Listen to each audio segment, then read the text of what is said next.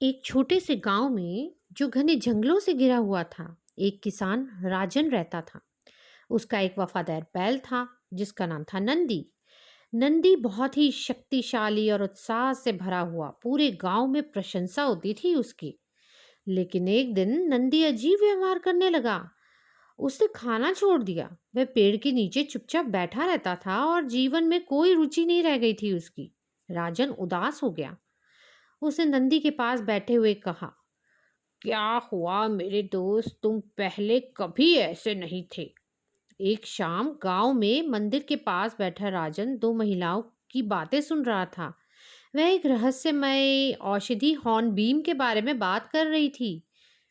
ये इच्छा शक्ति और आत्मा को पुनः जीवित करती है, एक महिला ने कहा। राजन उत्सुक हो गया और उसने पूछा, ये हॉर्नबीम औषधि मुझे कहाँ मिलेगी? महिलाओं ने एक दूसरे को चिंतित नजरों से देखा। एक ने धीरे से कहा, तुम्हें इस जंगल के रक्षक से मांगनी होगी, लेकिन सावधान रहना, जंगल जादुई है। केवल वही लौट के आता है जो इसके योग्य है। राजन ने निश्चय किया कि वह सुबह जंगल जाएगा। उसने भगवान गणेश जी के मंदिर में सामने हाथ जोड़कर प्रार्थना की, विघ्नहर्ता, मेरे मार्ग की बाधाओं को दूर करो, मैं नंदी को कष्ट में नहीं देख सकता। प्रार्थना के बाद उसने एक हल्की घंटी की आवाज सुनी। उसने देखा कि मंदिर की सीढ़ियों पर एक सुनहरा चूहा बैठा था। राजन की नजरें उस चूहे से मिली, मानो वो उसे इशारा दे रहा है कि मेरे पीछे आओ। और वो उसके पीछे पीछे जंगल के अंदर चला गया। क्या ये कोई संकेत है? राजन ने सोचा। बिना हिचकिचाए उसे चूहे के पीछे जाना होगा। जंगल घना था और उसकी हवा में अजीब फुसफुसाहटें थी। राजन ने ध्यान केंद्रित रखा और चूहे के पीछे पीछे भागा। वह एक खुली जगह पर पहुंचा जहां एक विशाल प्राचीन पेड़ खड़ा था, जिसकी शाखाएं हल्की चमक से भरी थी। वो देख के बहुत ही खुश हुआ और उसे अद्भुत भी लगा। ये हॉर्नबीम का पेड़ होना चाहिए, राजन ने सोचा। लेकिन जैसे ही वह पेड़ के करीब गया, जमीन हिलने लगी और एक गूंजती आवाज जंगल में गूंज उठी। कौन जंगल के रक्षक को परेशान करने आया है? अंधेरे में से एक विशाल आकृति उभरी, हाथी के सिर वाली और दिव्यता से भरी। ये भगवान गणेश थे। राजन घुटनों के बल गिर पड़ा। भगवान गणेश, मैं कोई अनिष्ट नहीं चाहता। मेरा बैल नंदी बीमार है और उसने अपनी इच्छा शक्ति खो दी है। मैं उसे बचाने के लिए हॉर्नबीम औषधि चाहता हूँ। गणेश जी की आंखों में आंसू आ गए और दया झलकने लगी। हॉर्नबीम पेड़ अपनी औषधि केवल उन्हें देता है जिनके हृदय शुद्ध हो और जो त्याग का महत्व समझते हो। क्या तुम वास्तव में नंदी को अपने जीवन से अधिक महत्व देते हो? राजन ने बिना झिझकिचाए कहा, वह मेरा मित्र है, मेरा परिवार। मैं बिना उसके अधूरा हूँ।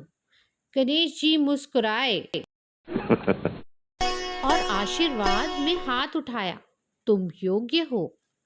सुनहरा चूहा पेड़ पर चढ़ गया और एक चमकता हुआ पत्ता लेकर आया। गणेश जी ने वो पत्ता राजन को दिया।